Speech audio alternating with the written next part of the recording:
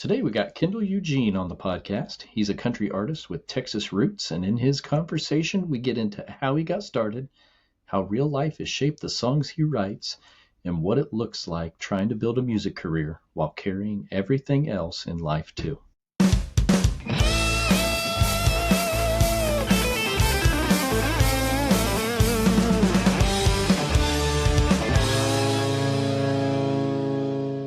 Kendall, how's it going, man?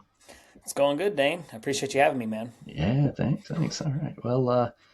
So for people just finding you, like, how do you introduce yourself to people?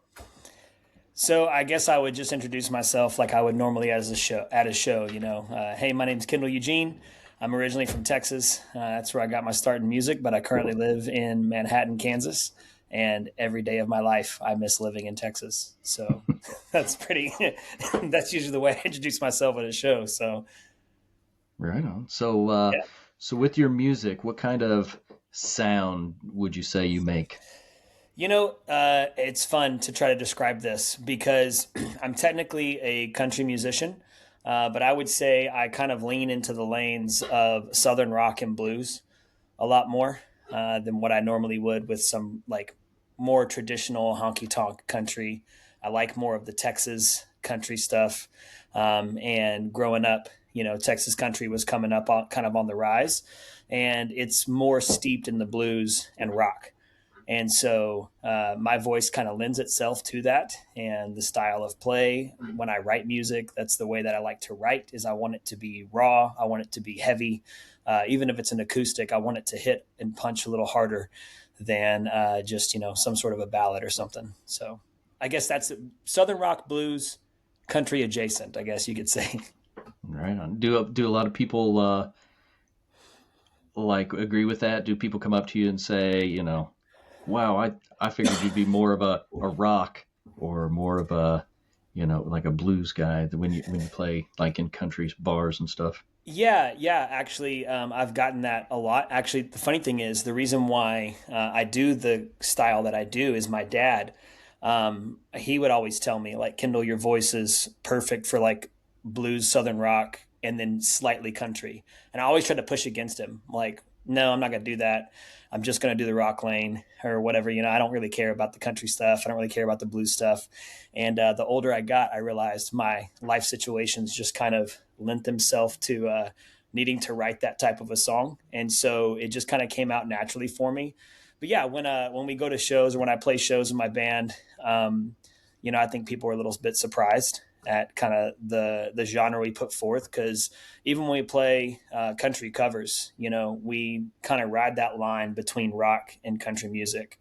And so it's something fresh, I think, even if someone's heard the song 1,000 times, or it's even an old 90s country song, like, it's something that we push a little heavier. So Hmm. So how did it all get started? When did you start playing music? yeah, so I've played the drums for pretty much my entire life. So when I was 6 years old, my dad was a worship leader at a church. We had Sunday night services. His drummer didn't show up one day during practice, and he was like, "Hey, Kendall, you got some rhythm. Like, just go back there during practice and mess around on the drums, see what you got." And sure enough, I had enough rhythm to at least keep time, and I had no clue what I was doing, but I was a kid with sticks and hitting on stuff. So I had a blast. And when my dad noticed that, hey, you actually have something, he put me in drum lessons for about a month. And that is really what started. I've been playing drums in the church basically since I was about 7 or 8. And that's what really started it. I didn't start playing guitar or even trying to write music until I was like 18, 19. And even then, playing guitar was not really actually playing guitar. I was strumming G and C and E minor, which was about it. But that's how I got my start. I grew up in a musical family.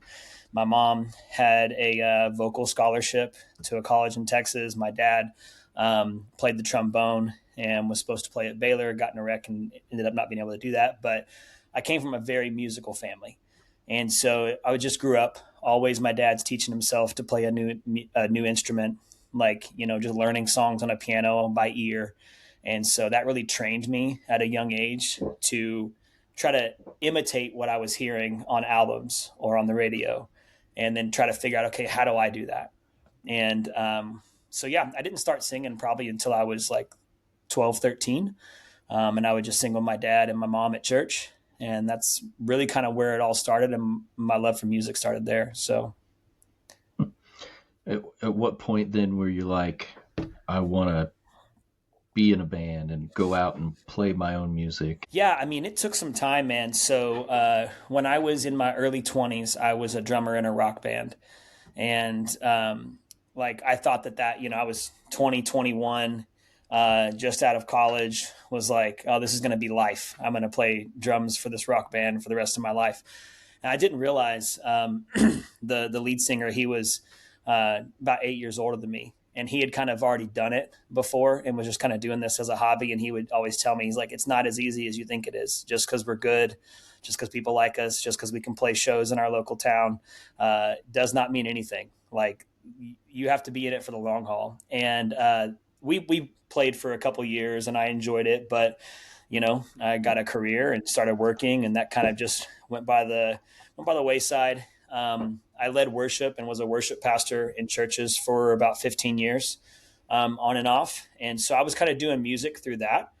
I didn't really start writing to where I wanted to share those songs with other people until I was, almost in my 30s. I played in a band with my brother. We were like a kind of a post-hardcore band, I guess you could say. And I fronted that. He played drums for me. But even that was just kind of a hobby. It was nothing that I was like, oh yeah, this is going to go big. It's going to be crazy. We're the next big thing. I never thought that. Right. And all that time, those 15 years or so, I had been writing music for the church or just writing music for me by myself, not really sharing it with anybody, but, my family, not really doing much with it. And in 2023, I got divorced, lost my job, lost my house, my kids, my dog. I always tell people if I had a tractor, I'd have lost that too. And so that kind of is what got me into doing country music. And I had nothing. And so I was just like, what am I going to do? I'm 35 years old. I don't have anything. Like, what am I going to do now? And in my boredom and depression, I would say, I started just playing country covers, mainly like Zach Bryan, Chris Stapleton, because I like the red dirt folky kind of style of Zach Bryan, and then Chris Stapleton is what got me into country blues, kind of music. And so I would just sit down and learn their songs. I had nothing else to do all day, and posted Zach Bryan's "Something in the Orange" on Instagram. I had a total of 62 followers at the time. And a producer from The Voice, like a talent scout producer from The Voice, saw it and DM'd me on Instagram. I didn't see it for like 2 months. And then even when I saw it, I was like, this is probably a scam. So I ignored it. And they messaged me back literally Christmas Day and were like, hey, all the auditions are closing. If you want to do this, this is legit. I'll send you the credentials, but you have to give me an answer today.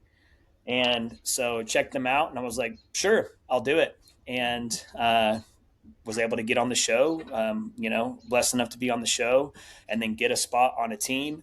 And that was really what started my whole push into, okay, I have something that I can do outside of even the church, and it's recognized, it's respected. I can connect with people. The music that I'm writing, it might not be awesome yet, but at least the lyrics and the stories are connecting with where people are at. And that is really what pushed me to be like, okay, I have to do something with this. I can't just sit on it. I've got to actually hone in this craft. It's been a part of me for my whole life. I've kind of just taken it for granted, honestly. And now it's time to really start putting the pedal to the metal and see what happens. And so that was about 2 years ago, and we're here now. So after all of that, and you started playing music, like what was the first, like the early days of you being an independent artist on your own? Well, it was kind of crazy. I lived in a very small town in Pennsylvania, and so the music scene was not big at all, like not even close. We basically had two breweries that held open mics and shows and stuff like that you could go to. And so I got a band together of a couple friends that I knew, just a bass player and a drummer. And I was like, hey, I think that we should just go for this open mic, play 4 songs, see what happens. We originally were going to do like 2000s, like divorced dad rock covers, pretty much, because we were like, well, we can at least pull those off. Those are pretty easy. And then my bass player, who I was living with at the time, he's like, Kendall, you got to do country music. And I was like, you're like the third person that's told me. So I guess that's what we're going to do. So we did some Zach Bryan and Chris Stapleton stuff that first day. Played 4 songs at this open mic where nobody else brought a full band, so we really stood out. And what happened was, from that 4-song set, we booked 3 shows from that 4-song set at this brewery, like for the next few months. And so that was like the first paid gig I'd ever done. Was that spring. And all in that meantime was whenever I was talking with The Voice and trying to get on that and kind of hiding it from everybody else. Like I couldn't tell anybody that that's what I was doing. And so all the while, like I'm trying to push, I'm reaching out. We lived near Pittsburgh. I'm trying to reach out to venues in Pittsburgh, trying to reach out to artists that I had heard about, in that area, and try to get contacts and like, hey, where can I play? We played a couple times in Ohio at just random bars, where we're not making any money. Once you do the gas and staying overnight and all that. And so it was really like, it's funny because nowadays when people get started in music, typically what ends up happening is they just put things all over social media, and then someone finds them on social media, and then they, get gigs, or they get a manager, someone discovers them. You know what I mean? But because of my experience in my early 20s playing with the band, having to hit the pavement before social media and be like, we just got to go out to venues and bars and find places and get in front of as many people as we can so that they can tell someone that, hey, you got to hire these guys, whatever. That's the approach that I took. And it worked for us. We were, booked pretty frequently for a town that did not have really any big music scene at all. And got the pleasure to play the Hard Rock in Pittsburgh, kind of on a whim, again, just by word of mouth. And after the show, I ended up getting remarried and moved to Kansas. And I did the same thing when I moved here to Kansas is, okay, where are the bars? Where are the honky tonks? Where are the places that I can go play at? I'm going to reach out on Facebook and find some musicians, and we're just going to pound the pavement and get in front of as many people as we can. And now fast forward 2 years later, and I'm pretty much completely booked for the summer. I'm playing in 4 different states in the next few months. Just got back from Nashville for the 3rd time, playing writers rounds out there. So yeah, it's been this like steady climb, much slower than what I would like.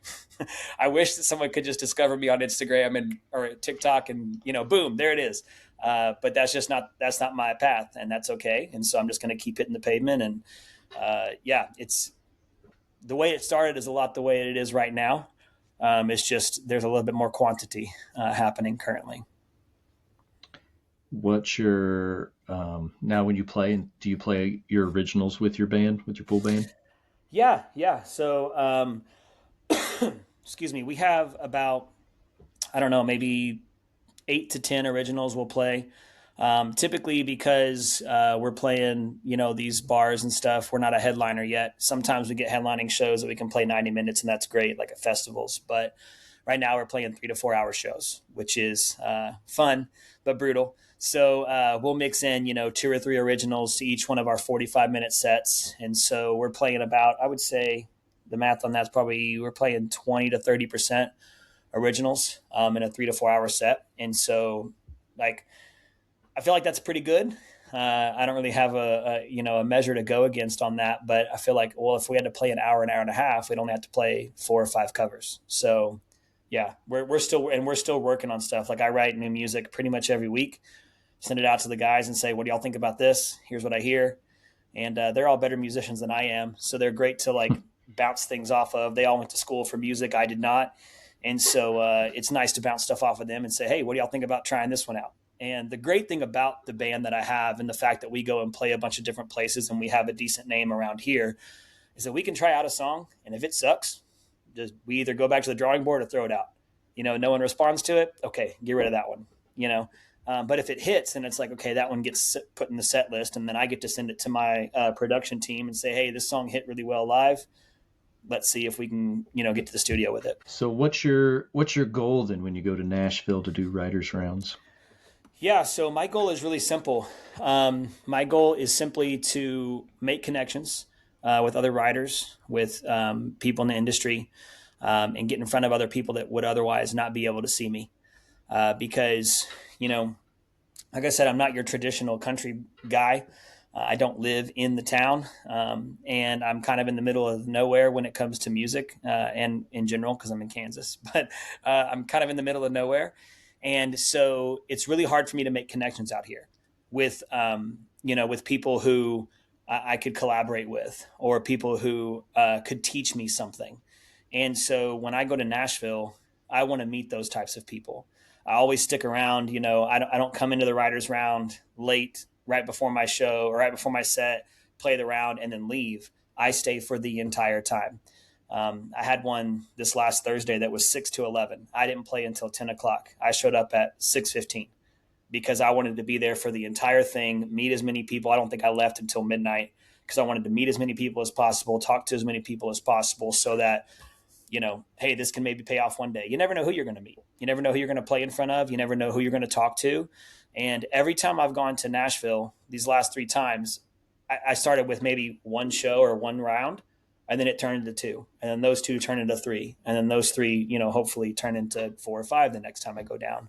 And so ultimately it's connections. It's getting to meet other people that are in the same space and saying, hey, what has worked for you? And honestly, it's a check for me of like, hey, I'm kind of in this echo chamber here in Kansas. The people that I play in front of, they already like us, and so what we play, they're going to like. But when I go out to Nashville and I play a song that I wrote, it's kind of one of those things of how am I going to get a response on this? Does this song get a response or not? Because if it doesn't in Nashville, then it might not be where it needs to be yet. But if it gets a response and it's like, okay, I'm on the right path, I'm doing the right thing, I'm telling the right stories, I'm connecting with the song properly, and that's really the key for me. Have you met anybody there that you've like built a pretty good relationship with? Yeah, there's one guy that runs a writers round. His name is Vaden, and he runs one at the local in Nashville every month, once a month. And I've made a really good connection with him. And he's not a writer, but he knows everybody in town. He's a good guy to anytime I say, hey, I'm coming to Nashville, he's like, okay, well, let me find a place for you to go. I got this person that I know. I got this person that I know. Let me reach out to them. Let me see if they can connect with you. And so I've made really good connections on that end. I've also made good connections with other writers. The only issue is I work a day job. And so I work in remote sales and I have to work all day long and like 9 to 5, like anybody else. Right. But when someone asks, hey, next time you're in town, let's write together. I'm like, well, crap. You're probably going to want to write at 11 or 2 or 3. And I can't do that because I have to work. And so that's kind of been the barrier right now. I'm kind of just stacking up people that I can always reach out to and be like, hey, I'm in town. I have time off. Let's get something together. And so I've met enough of those people. And that's where like, kind of testing my songs out and testing my craft out is being proven so far. Because I have people that come up to me and say, hey, next time you're in town, I really want to write with you. And that means a lot to me because when I do have the opportunity to do that, I'm going to step into that. And I'm going to continue those conversations. And there are people that I've talked to even since I've left this last time that I still am connected with. And it's not just yeah, we should totally get coffee sometime. And then nothing ever happens. You never talk, It's one of those things where, no, we're still having connection. We're still talking on social media. And that's been really helpful. So. Do you give and get critique on your songs? So I'm welcome to it. I don't necessarily give. I don't know that I'm in a place to give too much unless I know someone like really well. Like I have friends who aren't in Nashville that they'll bounce stuff off of me, but, I am open to critique always. And I don't necessarily go in asking for it, but if someone wanted to give it to me, I've had people come up to me after shows and be like, hey, maybe you should do X, Y, Z. But yeah, typically from other people that I meet outside of, my family and my band, it doesn't usually come, but I am so open to it. I'm someone who loves to be coached, loves to be taught, loves to understand, hey, does this connect? Does this not connect? And so my dad's a major part of that. Like I said, he's a a musician, has an incredible ear, knows music theory better than I will ever know it. And so he is the first person I ever send a song to. And he's always like, I didn't really get this song. Or this one doesn't make any sense. Or maybe you should try this chord progression here. And I'm like, okay, well, I'll try it. And I send it back to him. And he's like, okay, there it goes. Now it lands. And so I really, obviously, I value his opinion pretty highly. And so he's the number one critique in my life for music. And I respect it 100%. So. Now, do you ever plan on only doing music?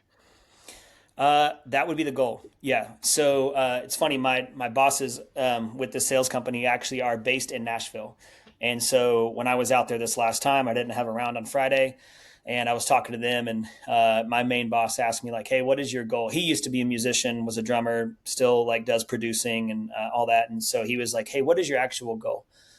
And I said, honestly, you probably don't want to hear this, but as soon as I can get out of this role and I can, supply for my family and provide for my family doing music, I'm going to do it as soon as that opportunity arises.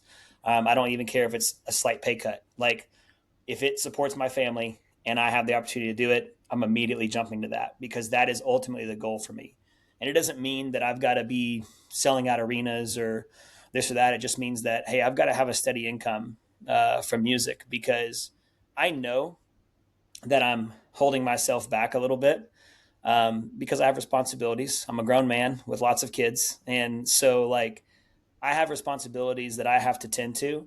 Um, but in my pursuit of supporting my family, I know it holds me back from, I don't have time to always write. I don't have time to, flesh out ideas or do a ton of social media push or anything like that. It's like, I still have to work a normal job. So I'm not 20. If I was, 22, 23 years old, I'd have moved to Nashville already. I'd have, got a crappy apartment with some other writers or something, and it would be my whole life. But now I've got to write songs in between sales calls or at the end of the day when, I'm tired and I've had this idea running around in my head. Like, so yeah, the goal would 100% be just doing music. I know I can't support myself or my family on that currently.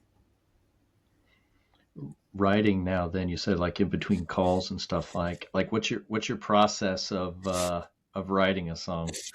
Yeah. So, it typically does not happen very quickly for me.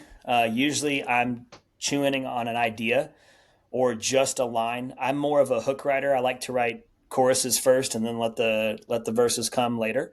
And so what I'll do is I'll have this. It typically happens when I'm on a long drive, or I'm running, or I'm working out, and just like my mind isn't on anything else other than what's right in front of me. And I'll have a phrase come to mind, or I'll have a melody come to mind, and I'll shoot it into my phone, voice memos, and then I'll sit down and think about, okay, what is this particular hook or this line? Where is the story at? Like, where is the story coming from? And then I just start to write down a bunch of ideas for the story. And then I've got an idea of a story that I want to tell. And then I try to work that into more like rhyme and rhythm of, okay, like for instance, there's a song that I think I played it at the round that you were at. It's called Already Gone. And it's about basically, a couple that's been married for a long time and the spark's completely gone. They're kind of just roommates. They're just living, in the same house, but they're not really married. There's nothing actually there. And so the song's called Already Gone.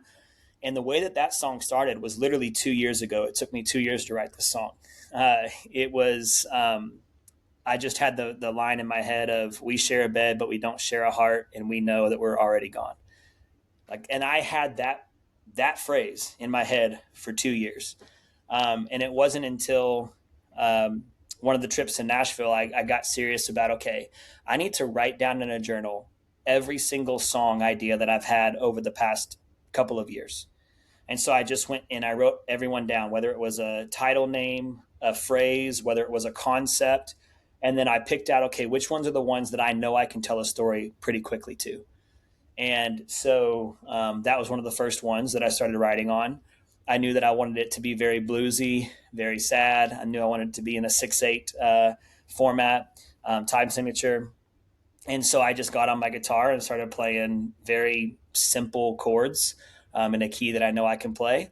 And I just started singing that melody, what I could play with a melody on. And that's where the song came from. And that's really where most of my songs come from. They don't usually take 2 years, but usually they come from an idea or a concept for a chorus. And then I sit down and I write the story in the verses. So you say story, but how much of it is personal? Um, I would say every song I write has some sort of personal tinge to it. Um, Most of the songs I write, I would say, are probably 80 to 90% dead on. This is my life. I have lived this. There's one particular song that I have that the concept is a part of my life, but it's a little bit more fantasy and more of just kind of an outlaw song. Then there's another song that I wrote that's going to be coming out here pretty soon called Dust Bowl Blues. I didn't get to play that at the round that you were at, but I played it at a couple other ones in Nashville. And it's about my family who grew up in West Texas in the Dust Bowl. But the idea was that I was mad one day, about how hard it was, and I was struggling to make ends meet. And I would just look around me, and everybody else is doing the same thing. And I had this thought of, your ancestors made it through the Dust Bowl, and you're still here, so suck it up. And like, if they can make it through, you're gonna be fine. So then I try to put myself in like their mindset of how did that feel, like what were they going through in that time. And so even though that's not technically my story, it's a part of the history of my family. And so I typically like to write from true experience. Uh, and I think I've lived enough lives in my life to have enough to pull from. And so I think that connects best, when you tell a true story. uh, I think it connects really well to other people because more than likely someone else has had an adjacent story. Someone else has had something that's like, oh yeah, I've lived that before. And so I try to keep it just ambiguous enough, like with Already Gone, that it could 100% be anybody in that room. But I sing it with soul and passion because it literally was me. So I always feel like it would be hard to not be too personal. yeah, yeah. There's sometimes I have to pull it back, because if I make it all about me, then it's not going to connect with someone else. You know, and those are usually the songs that I write that are just for me, that I don't really share to anybody else. That I've got to get this one out. I wrote a song around Christmas called Daddy's Gone. And I was just thinking about, my kids. I get to see them, but not as often as I want to. And like thinking about how young they are and how they process this. And so I wrote it from their perspective of like, okay, how are they feeling now? How are they going to feel when they're adults and they know the whole story and they know everything? Um, and I tried it out at a round and I think it was too sad. And it was like, it was too sad. It was too much just for me. And it was a good story, but I don't know that everybody's connecting with that. And so that's probably one that, if we were still doing, vinyls, it would be on the B side. So I think I remember you saying something, and you have a few kids, don't you? I got more than a few. Yeah. I've got eight. I've got eight total. So, yeah, three with my first wife, then three stepchildren. Then we have one that's on the way. And I also had a son when I was 17 in high school, who we had to put up for adoption, but we have a relationship now. It's an open adoption. And so he's 21. So I basically have 21 to 4 months in the womb, in the whole span. So yeah, I got a lot of kids. Yeah. Yeah, just a Sounds little like you bit. got a lot of material you can write with, Mhm. though. Yeah. That's the truth. That's the truth. That's what I was saying. I think I've lived enough lives to be able to pull a Hmm. lot of different songs out of it. So So Texas, and then to Pennsylvania, and now to Kansas, mhm. and then from there, I mean, you want to make Kansas your home forever? No, no, not at all. Nothing against Kansas. I love the people in Kansas. They're all nice. They're wonderful, but it's not Texas. And I am the quintessential Texan of Texas pride, and that is just me. So currently, we just live here for the next 4 years or so, and then we'll be moving back to Texas. And I'll be back in my home. So basically, every time I've moved, it's been for a job. I originally moved to Pennsylvania to work on the pipeline, which gave me some material as well to be able to write off of. And then when I got remarried, my wife lived in Kansas, and so moved here, and we're here for the next couple of years, and then hopefully we'll be back to Texas, unless something opens up, in Nashville for some reason. I wouldn't ever move there unless I already had, a record deal or a management company that was there, and I was touring quite a bit, and I needed to be there often. But yeah, the goal is back to Texas always. Have you tried to book a show in Texas? Oh yeah. I've actually had a couple of shows in the Fort Worth, Dallas area. I've got a few coming up pretty soon. I've got two in the um, Memorial Day weekend. I'll play at Rhinestone Saloon down in the Stockyards, and then, excuse me, I'll be back in Rhinestone Saloon with my full band in October. But yeah, I've played a couple of shows down there. One of the first shows I played when I got off of The Voice was actually in Fort Worth, which is really cool because it was the night after like one of my episodes had aired, and I was able to be in my hometown. I'm in a bar where people had just seen me the night before on TV. I had some friends that I knew from high school that showed up, and that was really cool. So yeah, I've had the opportunity to play in Dallas and in Fort Worth quite a bit still. How intimidating was that show? Like going up and being on that? Yeah, so I have never been nervous to sing in my life. I've never been nervous to play music, never.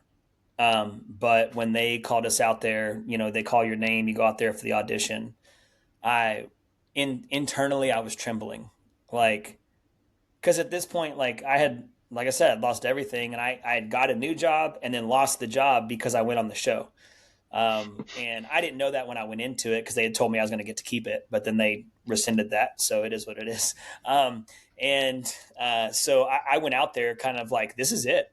If I don't make it to the next round, if I don't get a chair turn, then I just wasted 2 months here.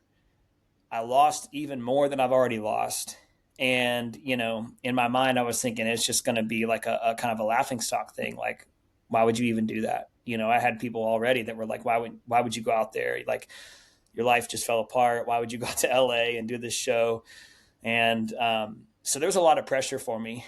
And I think that internal pressure plus the pressure of just being in front of, Reba and Snoop and Gwen and Michael Bublé, like seeing the backs of their chairs. It was all so surreal that you're like, okay, what are the words of the song again? What's the note I got to hit? What's the timing? What happens if they don't turn around? What happens if they do turn around? What am I going to do? And what it made it even more nerve wracking was that I was the very first person in all of voice history to have what's called a coach's replay. And so technically no chairs turned. And so I'm at the end of my song, and I'm like, well, crap, that's it. And, for anybody listening, you can go back and watch it on YouTube. But the emotion is real because I even asked Reba, she's like, I just don't know why I didn't turn. And I said, yeah, you should have. And then I said, like, they didn't air this part, but I said, can I have a second chance? And they just laughed it off. I was like, hey, I'm off the show. I'm going to say whatever I want to, within reason. Right. And so they get through all their coaches' spiel. They're talking about it. And even Snoop was like, yeah, the only reason I didn't turn is because I thought for sure Reba was going to turn based off the song you were singing. So I was like, I'm just going to let her have him. And then after they got through, she said, hey, we've got this new thing that's called the coach's replay. And I'm going to go ahead and play it right now. And all the emotion just floods me. And I end up crying and just like, oh my gosh, I can't believe that just happened. And now I'm on Reba's team. And, this is unbelievable. Like all the things that I worked for up to this point right now are paying off in this moment, at least. And so that was incredibly nerve wracking. So then coming back for the battle round, I wasn't nervous at all because it was like, well, I just went through the ringer emotionally for the first episode. So this second episode is kind of like, this is icing on the cake. And I'm confident in what I'm doing. I'm here on the show. I'm here on a team. I'm going to do fine. And so, yeah, each episode after that first one was just kind of like, okay, I'm here to do what I do. And if they don't like it or the producers don't want me on the show anymore, then I can't control that. But what I can control is how well I sing, and I'm going to focus on that, So. Was once you were off the show, like you rode that high, but it's like, did you think, what am I going to do with this and make it into something? Yeah, for sure. And I had people reach out, and other friends that I had known that had been on the show before, people, even producers or whatever, that would talk to you and be like, "Hey, it doesn't matter what happens on the show; it matters what you do afterwards." Because you could even be second place, you could win the show and not do anything with it. If you don't actually put your mind to this and push and see what happens. And so after that, it was more of that, like, okay, I've got to pound the pavement. I've got to push as hard as I can. I've got to contact venues. I've got to use this leverage of, hey, I was on season 26 of The Voice with Team Reba, and I was a top 30 contestant, and use that to my ability to like break through the noise. Because even now, trying to book shows that are just outside of like my 30-mile, 50-mile radius, like, they're getting emails all the time, venue owners, whatever, talent buyers, they're getting emails all the time of people who don't have a lot of music out, because I only have a couple songs, don't have a lot of music out, don't have a massive following yet on Spotify. And so they're trying to sift through, okay, does this person suck or are they actually good? And so, like, I have to use that. I get to use that of like, hey, here's this YouTube video that has, millions of views on it. And here's this TikTok that has 18 point something million views on it of me singing. So from a nationally televised show. So no, I'm not terrible. Yes, I can bring, a good show to you. Yes, I can sing. And so I typically I have to use that. Now it's been 2 years. So that kind of like, it loses a little bit of luster sometimes because it's not as fresh. They can't just go back and watch me. They got to search it or something like that, or got to link it. But it definitely does help. And I try to use as much as I can, leverage from that as much as possible. So, So you say you have a new song coming out soon? yeah. So it'll be out mid-April, and it's called Dust Bowl Blues. I have one that's on Spotify right now called Prodigal, that I wrote, based on the prodigal son from the Bible, also based on my life. I've kind of lived that life. And so that's out on Spotify right now. And then the next one that's coming out will be Dust Bowl Blues. That's the one about my family. And it's very, I played it on a Wednesday night show in Nashville, and someone came up to me. It was a smaller round, and they were like, that sounds like it needs to be on a Taylor Sheridan show. I was like, hey, if you know him, give him a call. Let him know. Yeah. Like, I agree with you. Let's put it on. So yeah, that'll be out in mid-April, and it's recorded. I'm just waiting for everything to be mastered and all. And then the next song that's on the calendar will be that divorce song, Already Gone. And so that one's going to be released in the fall, and I'm excited for those. So Yeah, I remember you playing that one at the round I was at, and yeah, I liked it. It was real good. yeah, I appreciate it. It's always, those are the kind of songs, like I say, that I'll just play and see, okay, how does this hit?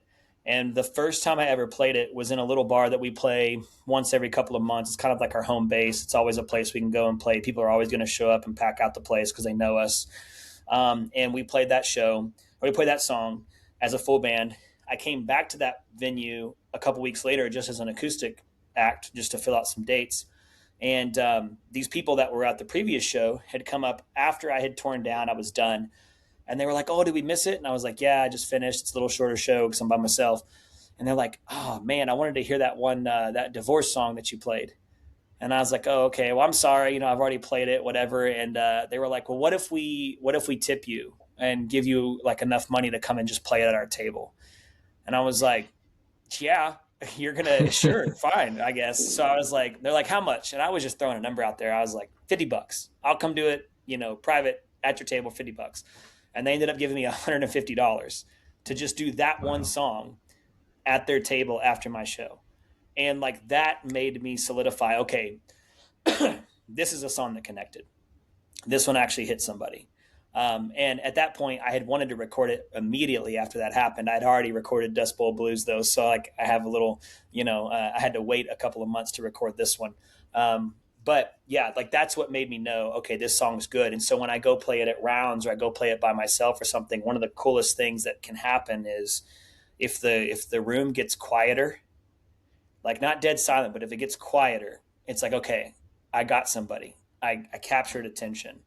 Because I mean, you were at the round, like every round's like this. It's in a open bar, so people are just talking, and not everybody's there to listen to songwriters. They're just kind of hanging out and having a good time, and so there's a lot of chatter going on even while someone's playing a song. And so if you can like stop that at least a little bit, then that means you caught something.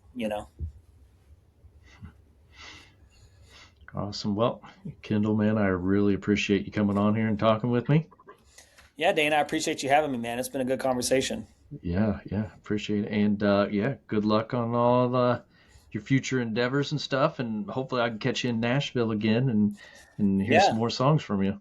Yeah, that'd be awesome, man. I plan to be out there next in the fall. So I'm having the next child in the summer. So Oh I don't want yeah, to do too you'll be a much little there, and busy. I'm pretty, yeah, I'm pretty booked up as well. And so yeah, I'm hoping to make it back out in the fall, and we'll see what happens. All right, man. Well, you have a great day, dude, and I I'll appreciate talk it, to you Dane. You later. too. Yep. Yep, we'll see you, Bye. man. Thanks.